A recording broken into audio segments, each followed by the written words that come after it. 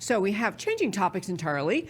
We have in the great state of Texas, of course, we had our elections, and then we have a few House seats in the state of Texas where we're into runoff mode. And the runoff in Texas, runoff election in Texas is the actual date of it is May 28th, which is a Tuesday. But the previous week, there's early voting. So a few very key races. And the reason I wanted to have this particular gentleman join us, Andy Hopper, coming on just a moment, I wanted to have him join us because he's in one of these key races he's in a runoff against the incumbent. And it's one of the situations where the big issues that kind of tore apart the Texas legislature in the last session are still being settled out. And there are very solid, clear lines drawn by people who want change in how business is conducted in the Texas legislature and how and was conducted and how it should be in the future. And very particularly what we'll be talking about today are the kind of changes that some of these candidates want to make in the Texas legislature, kind of how we got here and the changes that they want to make. Because what you're hearing today about Texas, this race, this is a microcosm of an issue happening all over the country. The real question is, are the kind of hidden uniparty forces that be behind the scenes in control, or are the people actually in control of the people's house? So welcome to the show, Mr. Andy Hopper. Hey, Hi, Debbie, Andy. thank you for having me on.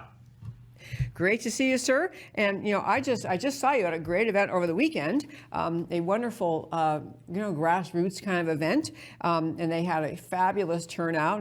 And we can't get off talking about that except for that speaker was so great, Dr. Phil. Oh my gosh, he was great. But let's talk about your campaign. Sure. So let's start with, I know your campaign, you're out there, I guess, knocking on doors. So you have an incumbent. And what would you say the basic differences are between you as this primary challenger and now runoff challenger? What are your basic differences between you and the incumbent?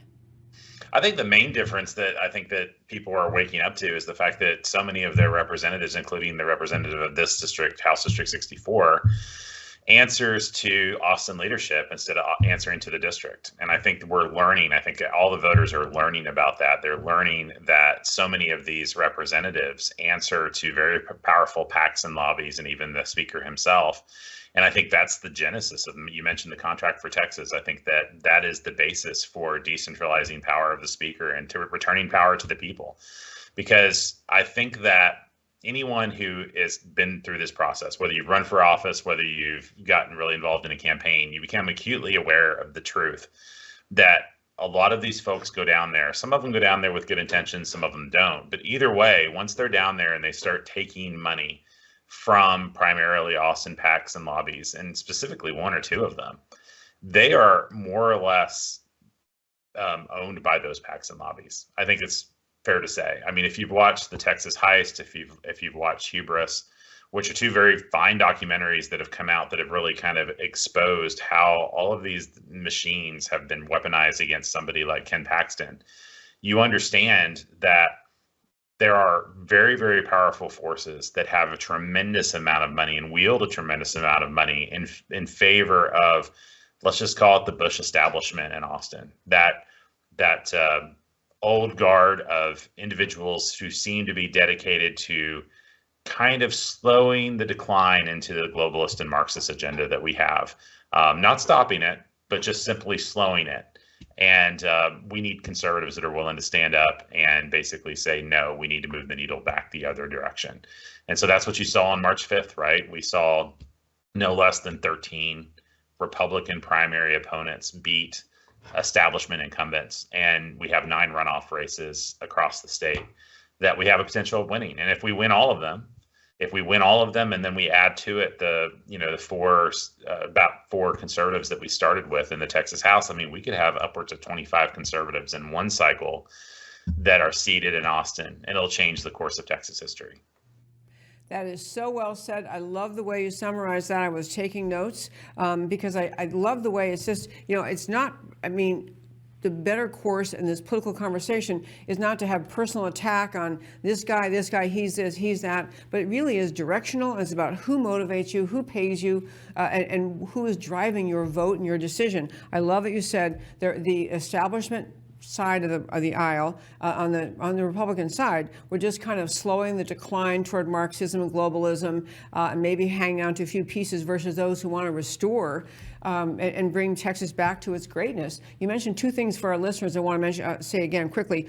One was you made reference to the film which was put out, I don't know when that was, several months ago, the Texas Heist by Michael Quinn Sullivan. We did a Thursday show with him coming in, talking about the Texas Heist. Short story, we have a Texas State House run by the Democrats, even though the voters choose a Republican majority, because the system used to choose the House Speaker, who decides basically what's going to pass or even be considered, House Speaker is being chosen in recent years by the entire band of Democrats, the minority party, and a few Republicans who jump over and join those Democrats. So they pick a speaker who's beholden to the Democrat agenda. That was the Texas Heist. Second thing you mentioned, I want to dive into more in detail now, is a newer film, also by Michael Quinn Sullivan's group, by Texas Scorecard. It's called Hubris. I don't remember the subtitle, but the gist of it is talking about the power behind a group called TLR, Texans for Lawsuit Reform. He dives into a history of it, but this is one of the groups, I assume, Andy Hopper, that you were referring to when you said that kind of pulling strings behind the scene, unseen forces. So I guess you've seen Hubris, is that correct? You've seen the film? Yeah, I have seen it. And, in the original film that had Joe Glover featured in there, and I was really glad that so many people were willing to stand up and kind of call out, this farce that is the trading of power, trading of support by the speaker on behalf of Democrats for putting them in charge of committee chairmanships. That made so much traction. It really changed the race, right? Because even before the impeachment of Ken Paxton, people were acutely aware of the fact that we had a speaker that became speaker by going to the Democrats first and getting their support and saying, hey, you know what, I'll put you in positions of leadership. I'll even trade powerful committees like business and industry and put you in charge of those. And who would say no to that, right? I mean, of course, Democrats are going to jump at the opportunity. They know Texas is red. They know Texas is going redder as the years go by. And they know that they have no chance of actually achieving power on their own. So the only way they can do it is to basically beguile us to do it to give it to them, surrender it to them. And so Hubris is kind of like the sequel to that basically takes the story from where it started at the end of the impeachment, when we realized that Ken Paxton was innocent of all these charges they levied against him. That we realized that the string pullers behind all of that was the Karl Rove and Bush machine, enacted through TLR and other organizations that basically made sure that the election of 2022 was overturned. And here we are, now that we can see it with hindsight being 2020, we see all these organizations for what they are. And we realize that, they are completely and uniformly and 100% against every single conservative that ran this cycle. It's not most of the time, some of the time. They're against all of these challengers that ran against incumbents. By and large, they want to make sure that Austin does not change. They want to keep the status quo in place. They want to keep people like Dade Phelan in charge of the Texas House. And that should really, really make us question everything. I mean, when you have, President Trump even coming out and pointing out that anyone that supports Dade Phelan at this point is crazy, that should make most Texans kind of think, what, maybe Dade Phelan shouldn't be the speaker. But when you have, supposedly mainstream organizations like TLR saying that Dade Phelan should be the speaker and that Ken Paxton shouldn't be the attorney general, when they're so effective in the middle of a border invasion, it should make us wonder, what are their motivations? What are they really trying to accomplish? So TLR is my opponent's largest donor. It's who we're standing against. And I've made the pledge multiple times. I'm never going to take a single dime from TLR. That's kind of where I'm at. Love that. And one thing they made, and again, for our listeners, wherever you are, I truly think that what we're talking about here, these large organizations pulling strings behind the scenes, the lobbying groups controlling the flow of money. And so you might vote in your legislature, wherever you are, and you say, wow, that's interesting, so-and-so ones instead of so-and-so. And you might think it had to do with a campaign appearance or whatever discernment people had about their qualifications. But when you recognize that there are sources behind the scenes donating money, lots of money to one candidate, enabling them to do far more in terms of advertising and billboards and whatever is needed in that campaign, you are being presented with a false picture that when this person wins, you say, oh, who knew? Well, this is what's happening in Texas. Texas Heist, choice of the speaker, but now this new film, I looked up the subtitle, it's Hubris, the Texas Kingmakers, and the particular group, TLR, Texans for Lawsuit Reform, had a relatively noble beginning. The notion was to try to transform, and I remember this, I think it was when we first came to Texas, but transform the tort system in Texas. We had the plaintiffs bar just kind of able to run roughshod over corporations, and people were not able to conduct business in the way they should be able to because of the plaintiffs bar being so powerful and essentially tripping up businesses at every turn. So it started out with a good agenda, but as that agenda was accomplished, legislation was passed. We had tort reform in Texas, which did a lot of good. TLR stayed in the game. I don't even know how many millions, lots and lots of money, and they shifted gears from protecting the Texas citizens to wanting to be a string puller and a game changer and a controller of the legislature. So I do want to ask you, if you know, what is driving TLR, Andy Hopper, what is driving TLR now? I mean, is it just to be in power? Is it some other agenda? What's the reason they're continuing their conduct? Yeah. My take and read on this is that it's basically the proliferation of corporatism. It's interesting that the one bill this particular session that there was no question that they were going to pass, that it was a legislative priority by many of the various statewide elected officials that were pushing the legislature to do something. It was a priority of Dade Phelan, was to pass, I believe it was it HB 5? Anyways, it was the corporate welfare bill. And that bill basically passed with flying colors. It was co-authored by so many other representatives, co-authored by my opponent. And this bill gave $18 billion to corporations, basically your tax money, wholesale transfer of your tax money to corporations. It's explicitly opposed by the Texas Republican Party platform.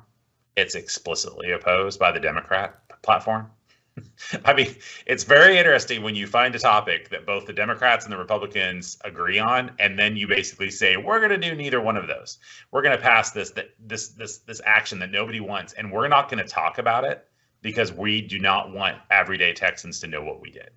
I mean, you'll see nobody bragging about this bill, and you'll see no flyers, no mailers that say, we gave $18 billion of your tax money to corporations. I actually think that's one of the reasons that they so, blatantly lied about the property tax relief, because they knew that that number was going to come out, and they knew that they had to basically scam Texans into believing that they got $18 billion of property tax relief, even though they didn't. So they were like, okay, well, let's just tell people it was $18 billion, even though we only gave them $12.7 billion in property tax relief, because if they find out that we gave them $18 billion in corporate welfare that, was basically taken out of their tax money and given to corporations, that they're going to be mad as a hornet. And that's kind of where we're at. That exemplifies the kind of stuff that TLR lobbies for. It has nothing to do with lawsuit reform. It has nothing to do with the origins of that PAC, that organization. It's interesting because I was very young. I mean, we moved to Texas when we were 20, 1997. And I remember the tort reform battles that were going on. I was very loosely aware of it. And I had a favorable opinion of TLR. And, it was really only in the last few years that, you basically run as a conservative and you realize, holy junk, the forces of all of this organization and all of its tentacles are completely against you if you happen to run against an incumbent that they support. And you have to ask yourself, why? I mean, why? What are they fighting for? And I think that's the answer. You look in the 19th century, there was a very, very strong push to basically adopt, for the Republican Party to adopt mercantilist, basically policies. This, in today's parlance, is essentially corporate welfare. Yeah. And crony capitalism. And that's what you see by the establishment today, is you see, one side pushing for true conservative ideals as exemplified by Ronald Reagan and Barry Goldwater. that notion of conservatism, of individual liberty and limited government, is finally having its day in Texas, and we're arguing about it. And you see the Republican Party of Texas platform reflecting a truly conservative and principled set of ideals that is rooted in natural law and inalienable rights given by God. And then you have the other side that really doesn't seem to care about all that. It really just cares about making ostensibly Texas business market as favorable as possible. And while all of us are in favor of that, what they end up, basically reframing the issue is, well, we need to give money to businesses from your tax money, rather than let's make the environment as favorable for every kind of business at every different sector in every different locale as possible, and then let the market work. And that's what they seem to be against.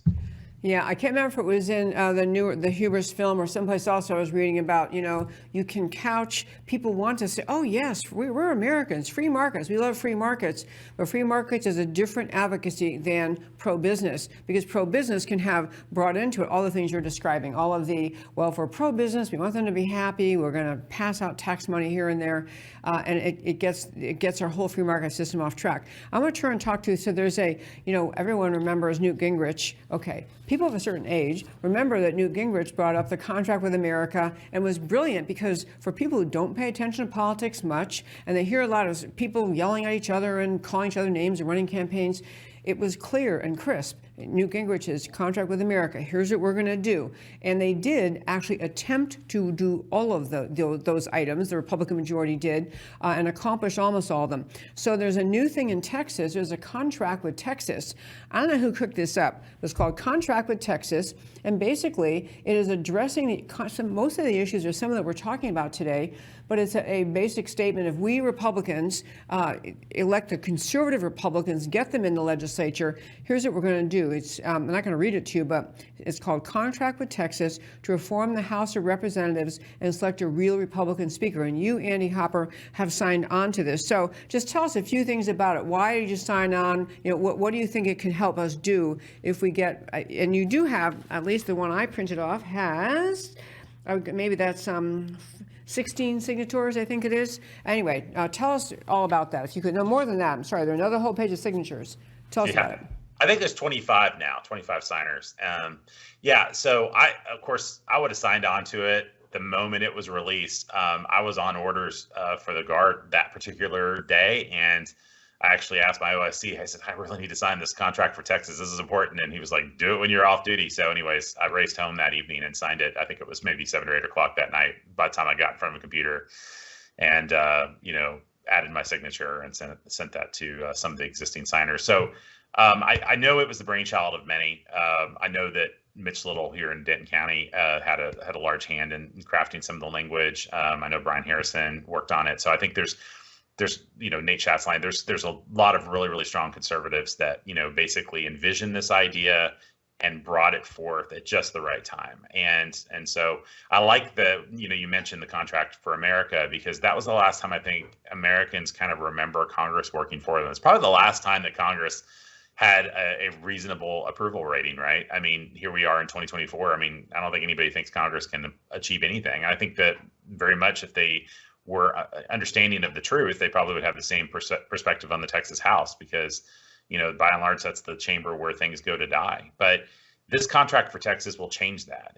It provides a framework for decentralizing the power of the speaker and giving it back to the members.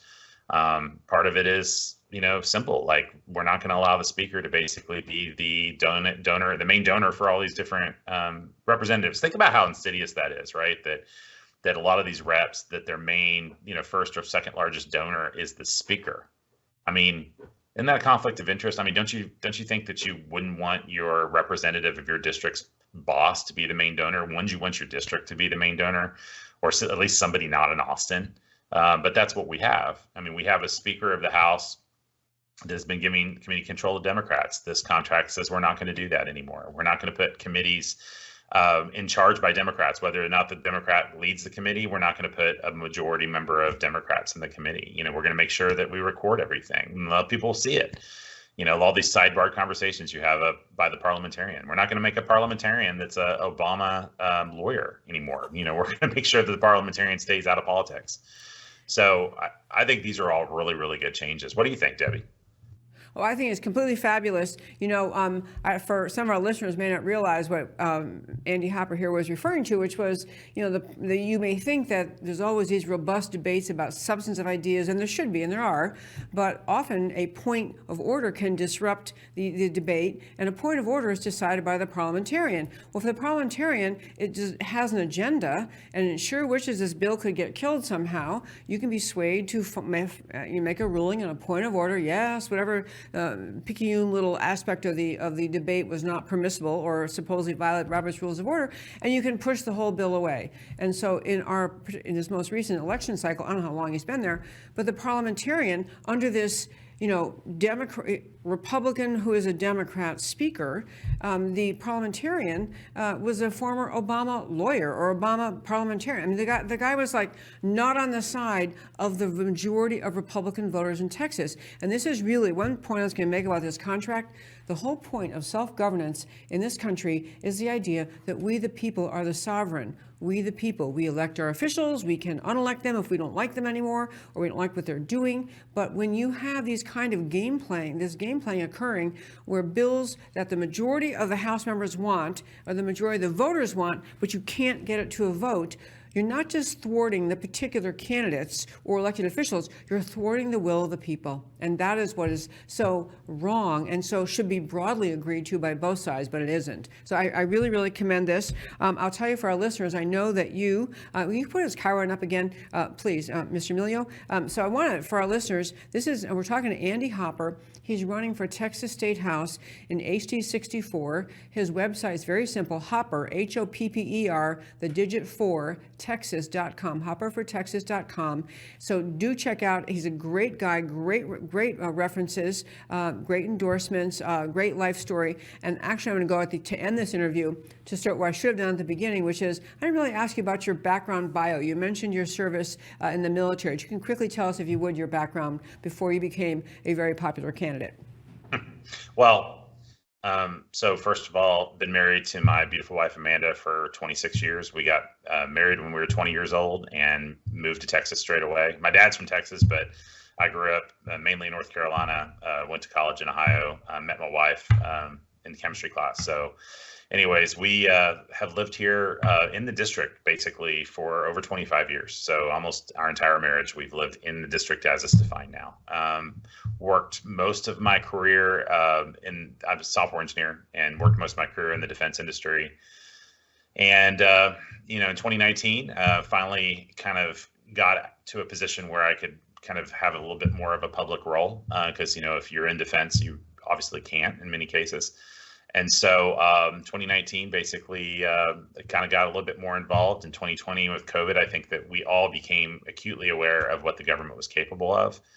And so backing up just a little bit, I just missed one little bit. So in 2014, I basically joined the Texas State Guard. And so I've been in for about 10 years. And Chief Warrant Officer, my middle son, Grant, is a sergeant in the Guard. He joined in 2018. So, but anyways, that was kind of, probably the start of me realizing that I needed to do something to save my state as, we basically came out of the Obama years and realized how bad things are going to get and we're getting. So anyways, but after COVID, we became acutely aware of the fact that things were not on a good track and we needed people who were willing to stand up and actually say no to not just, the powers that be here in the state of Texas, but to the federal government. So when we got redistricted in 2022, we realized that we were put in a district and with a rep that did not represent the values of Wise County at all. Wise County is extremely conservative. It's about 88% Republican at the time. And so I decided that we would run for the seat. And so in 2022, we did. And it was the closest race in the state of Texas. It was about 88 votes out of 20,000 or 19,000, something like that on election night. So it was 0.4%. So we did a recount, and when you come that close, I mean, you really need to do it again because so many of these candidates that won on March 5th, Shelley Luther and Mike Olcott and Wes Friedel are folks that ran twice, and sometimes that's required. So we ran again this past cycle. And by the way, I mean, I guess it's worth mentioning that, over the last 3 or 4 years since COVID, we and a number of other families worked together to start Wise County Conservatives. And then also an organization called Trinity Conservative Coalition, which basically loosely connects about 9 conservative groups across 8 counties in North Texas, not just Wise County, but Parker County Conservatives and Grayson County Conservatives and Cook County Conservatives and Denton County Conservative Coalition and many others. So basically, that's been our kind of goal, is to red pill people to understand what we're up against, what the federal government's up to, how the state can stand up, and how the solution is going to be a bottom-up solution. It's not going to be necessarily just fixing it from the top down. We all need to make sure that President Trump's in this cycle. That will change things. That will give us a 4-year respite, which I think we're all sorely in need of, and we are just hoping and praying that everything works out good. But the deal is that the solution, the salvation of this country is going to be bottom up. It's going to be because people get involved in school board elections and gets involved in city council elections and get involved in state elections, because our founders imagined that states need to stand up. That Federalist 26 says that your state legislature is the most powerful branch of government, that they are supposed to be aware and awake to federal tyranny and to be the voice and, if necessary, the arm of their discontent. So if we expect a solution, we're going to expect it from Austin, not Washington. So that's what we've been fighting for and ran this cycle. And now we're now primary runoff. So here we are, about 4 weeks and some change away. Andy Hopper, that was a great summary. That was just a great summary. And for everyone listening, if you're in North Texas, and people, I tell you, almost every speech I do, one of the questions you get afterwards, how can I help? One thing I'll say, pick a candidate you like. This race is going to involve door knocking. This is going to involve people who don't tune into shows like this, who don't happen to be as politically active, but they'll probably vote. So helping on door knocking, joining that campaign, donating money, because campaigns like this, they do not get money from the big Austin lobbyists, unlike the other side, or other more establishment candidates. This is really grassroots. This is taking back our country, thing we talk about on our show all the time. Taking back our country is race by race, person by person. This is a great candidate here, Andy Hopper. Or you check out his website again, Hopper, Hopper, the digit 4, Texas.com. Check it out. Support him.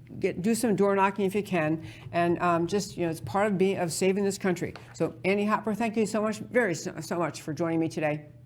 Thank you for having me on, Debbie. Great to see you. Okay, folks, I'm going to try to do 2 other stories. I will tell you, I've met more candidates in this, I don't know how many past years to say, who really weren't people who had a political ambition from the time they left high school or something like that, but they see what's happening to our country. They want to do something. They understand that stepping up is vital now. And so running for this race and shifting things in Texas legislature, which sorely need to be shifted, these are great ways. These are, each person picking your path, finding your lane, getting on board to save your country. So he's a great candidate.